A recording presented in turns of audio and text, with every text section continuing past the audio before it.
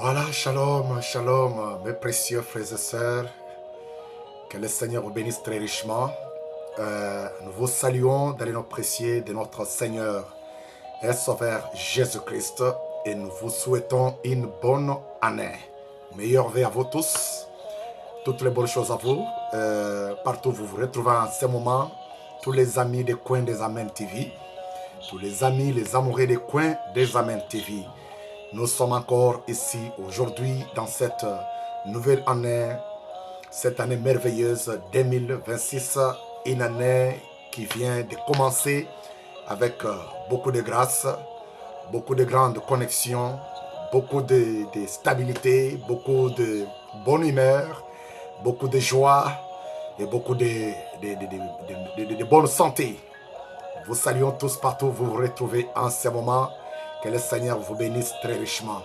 Je crois que nous nous étions arrêtés depuis l'année passée sur le premier cri d'alarme qu'on avait sur les dossiers de notre précieux frère, le pasteur Jean-Baya Kalala, qui est encore en prison, la prison centrale de Makala, jusqu'à aujourd'hui.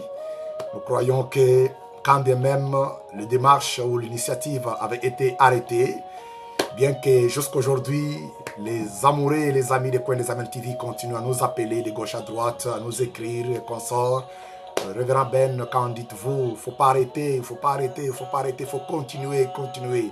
Alors, la seule bonne manière de faire, c'est de prier pour notre bien-aimé que nous aimons beaucoup, le révérend Jean-Baya Kalala.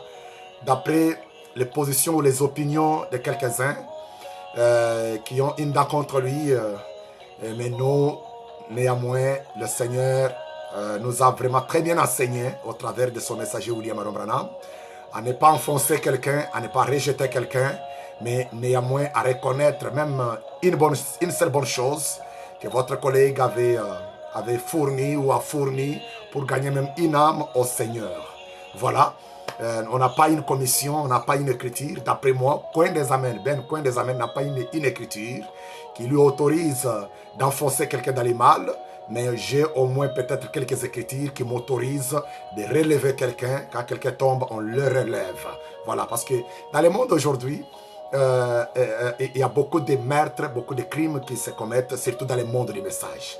Alors, les uns meurent par poison. Vous attendez peut-être c'est tel pasteur, tel frère, telle sœur qui l'a empoisonné et qu'on sort. Bon, aujourd'hui, nous ne sommes pas là pour revenir sur les cris d'alarme de l'initiative du révérend Jean-Baya.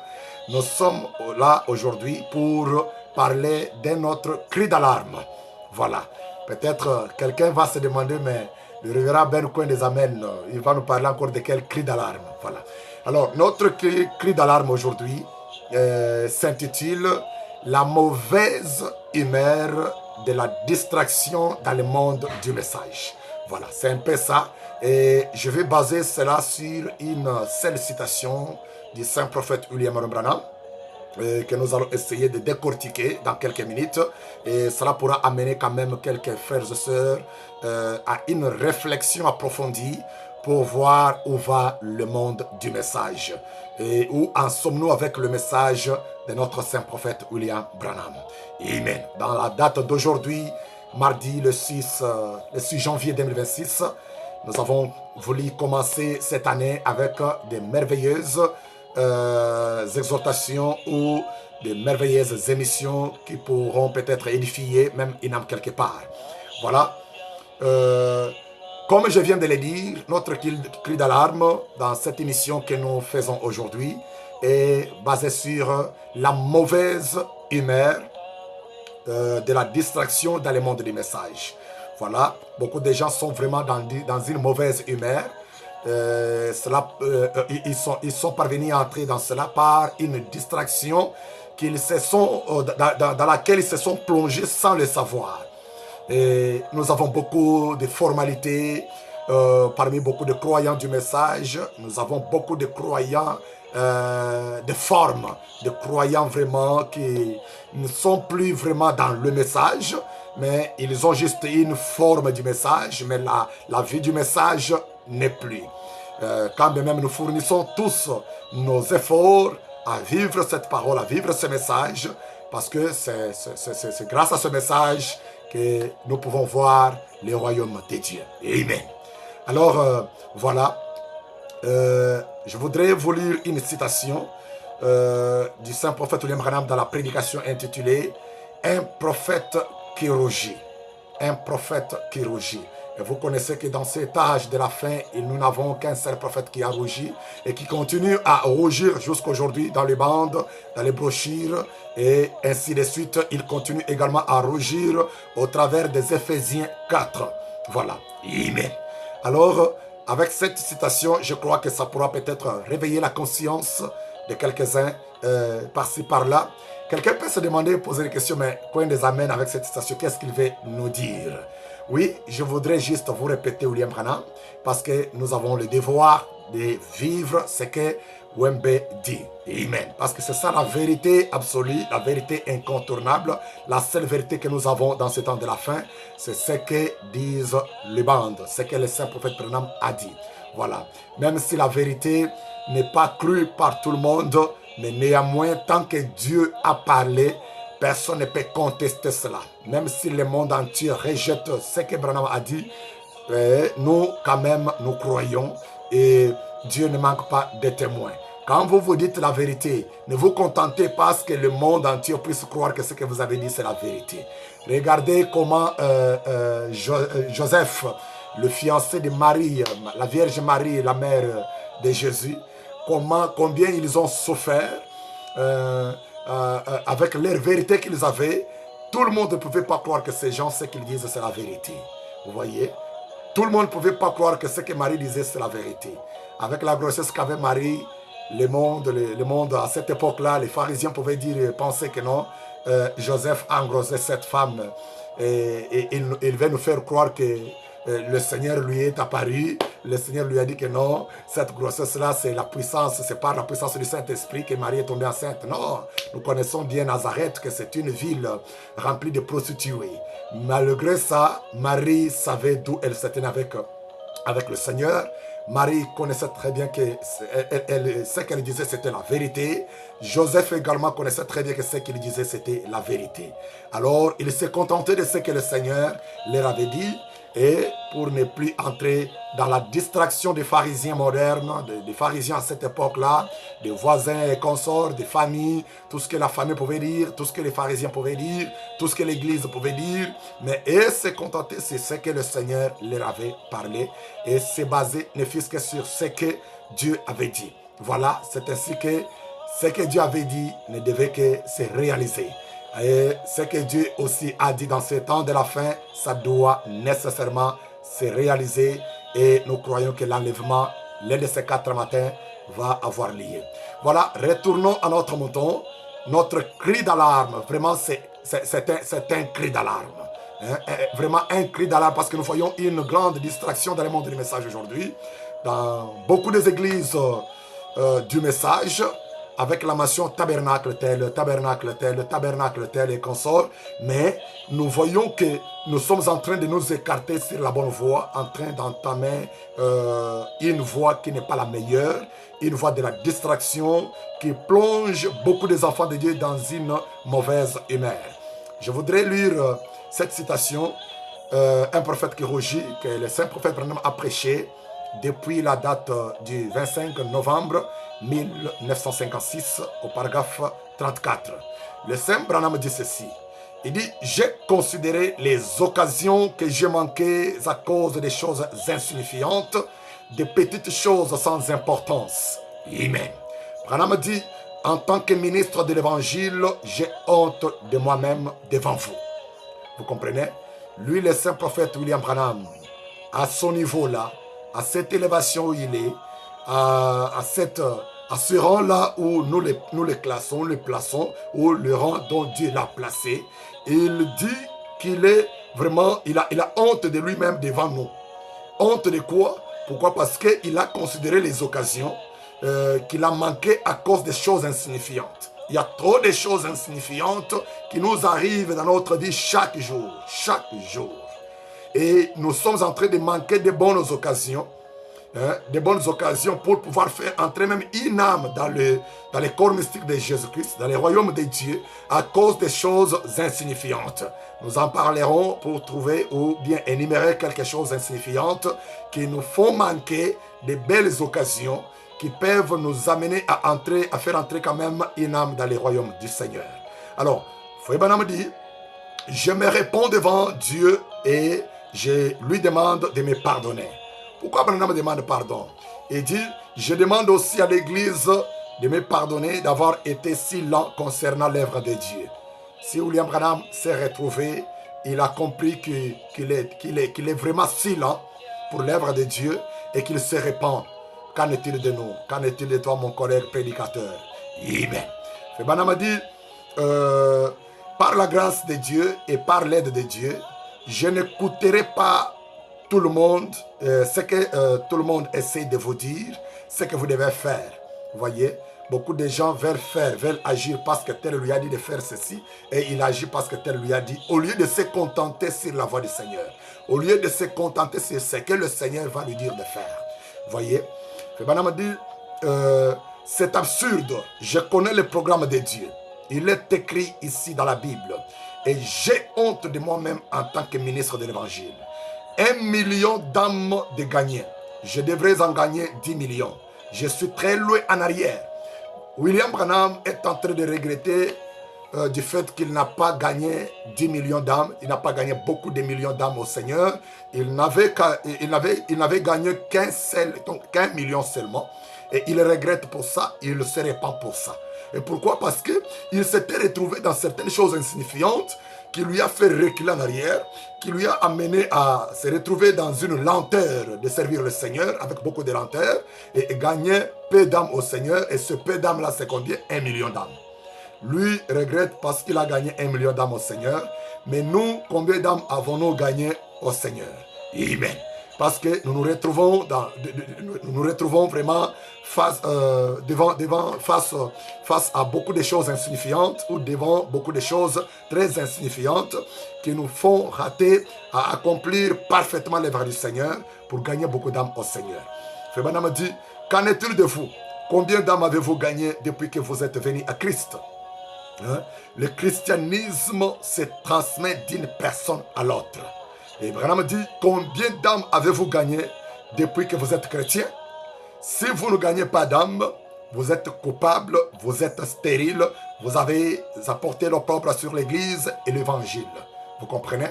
Combien sont coupables? Combien sont stériles du fait qu'ils n'ont pas gagné d'âmes au Seigneur?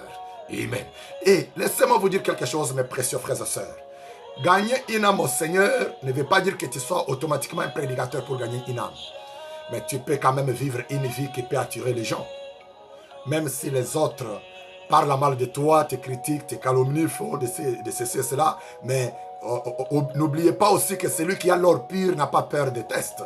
Toi, si tu sais que tu es innocent, il faut quitter la distraction. Il ne faut pas t'intéresser à ce que les autres disent, les calomnies qu'on sort, l'humiliation qu'on sort, ce qu'on dit, non, tel a fait. Non, ne te contente pas de cela, c'est une distraction. Va de l'avant. Et cherche à gagner une âme par ta vie.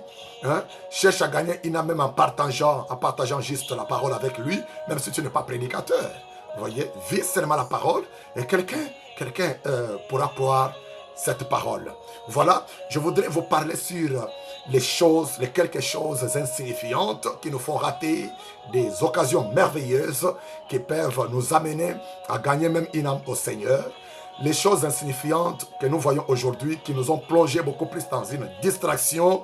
Et cette distraction a causé une mauvaise humeur chez beaucoup de gens, une mauvaise humeur dans les différentes églises. Nous voyons aujourd'hui, quand un pasteur fait une déclaration dans son église, devant son peuple ou son assemblée, il fait une déclaration et nous voyons d'autres pasteurs qui passent leur temps sur YouTube, sur Facebook, sur des différents réseaux sociaux pour écouter de telles déclarations et il commence à s'inspirer sur cela. Il s'acharne sur ces déclarations et il perd son temps dans une méditation sous l'onction diabolique pour chercher des citations à contredire son collègue qui a fait une déclaration dans son église. Et lui, il est là sous une fausse onction, une onction diabolique et il monte du haut de sa chair pour commencer à répliquer contre son collègue par rapport à la déclaration qu'il a faite. Laissez-moi vous dire que vous êtes sous une fausse onction ou une onction diabolique. Pourquoi? Parce que le peuple que Dieu vous a confié à conduire au Seigneur, ce peuple que vous conduisez, vous êtes berger de ce peuple-là, ce peuple-là a un besoin. Il y a ceux-là qui ont les problèmes de la maternité, il y a ceux-là qui ont les problèmes de l'emploi, il y a ceux-là qui ont problème du mariage, il y a ceux-là qui ont des différents problèmes, vous voyez, des maladies incurables, des difficultés familiales, et ils s'attendent à ce que le pasteur, ils s'attendent à ce que leur pasteur puisse être inspiré de la part du Seigneur et monter à la chair avec une solution, avec une parole qui peut donner la solution à leurs problèmes. Mais regardez qu'au lieu que le berger sorte du bureau sous une fraîcheur de l'onction divine et apporter une parole qui peut rapprocher les âmes plus près de Dieu, à chercher le royaume de Dieu, à trouver la solution à leurs problèmes, à trouver la guérison à leurs maladies, à trouver le salut de leurs âmes. Mais nous quittons le bureau sous une fausse onction diabolique et nous montons à la chair, nous nous acharnons contre notre collègue prédicateur ou notre collègue pasteur pour commencer à les corriger. Nous les corrigeons, nous cherchons à les corriger du haut de notre propre chair à nous. Alors que dans notre église, là, il y a des brebis avec des problèmes irrésolus, avec des problèmes vraiment sans solution, avec des questions sans réponse. Vous comprenez? Qu'est-ce que nous faisons? En d'autres termes, nous sommes en train d'envoûter ces brebis-là. Nous sommes en train vraiment de les écarter sur la bonne voie. Alors, nous devons retourner sur le chemin. Febanam dit ici, il pose la question, combien de personnes avez-vous invité à la réunion des prières du mercredi soir? Si vous ne le faites pas, vous devez avoir honte de vous-même devant Christ. Vous êtes coupable et votre place est à l'autel. Febanam dit, je vous invite à venir vous repentir avec moi. Voudriez-vous incliner la tête et la garder inclinée une minute pendant que je ressens ma culpabilité et aimerais me repentir? Inclinez simplement la tête. Madame dit, Frère Madame commence à prier. Il dit, notre Père Céleste, je m'incline sur cet autel et implore le pardon de mon péché. Je demande pardon pour mon comportement. Le péché n'est pas seulement commettre adultère, mentir, fumer, boire d'alcool et consorts. Non. Le péché, c'est lorsque vous manquez le but. Amen. Lorsque vous manquez le but pour lequel le Seigneur vous a placé sur la terre. Vous voyez, si Dieu vous a placé sur la terre dans un but de gagner des âmes pour lui et que vous ne faites pas ce travail-là, vous n'accomplissez pas ce but-là, en d'autres termes, c'est déjà le péché. Madame dit, je demande pardon pour mon comportement, je demande le pardon pour les péchés de ceux qui sont autour de l'autel. Je demande le pardon pour cette église, pour les corps des croyants, tant au niveau national qu'international. Amen. Ici, Branham est en train de demander mes pardons d'une manière internationale. Vous voyez, il dit, puisses-tu nous faire grâce car nous avons été si lents concernant les affaires du royaume. Branham dit, je te prie de nous pardonner nos péchés et d'ôter nos transgressions. Et pardonne-nous d'avoir été si stupides. On n'a pas été à la hauteur. Nous avons fait de l'exercice corporel. Nous sommes en train de faire des bras de fer avec notre pasteur. Des bras de fer. Des bras de fer. Nous sommes en train de lutter pour que tel puisse tomber. Que telle son église tombe. Que ces brebis viennent dans mon église. Ça, c'est vraiment charnel. Et ce n'est plus encore le travail du Saint-Esprit. C'est une preuve qui montre qu'il n'y a jamais eu le Saint-Esprit. Fébanam dit, Amen. Il dit, nous avons péché devant toi. Vous voyez? Il dit, nous avons fait des choses qu'on n'aurait pas dû faire. Nous avons péché devant toi, Seigneur. Ce sont des choses que nous avons faites qu'on ne devrait pas faire. Et ça nous a plongé dans une distraction. Mes précieux frères et sœurs, mes bien-aimés, partout où vous trouvez en ce moment, je vous appelle à pouvoir vous relever, retourner sur la bonne voie, le message de l'heure. Réfléchissez correctement.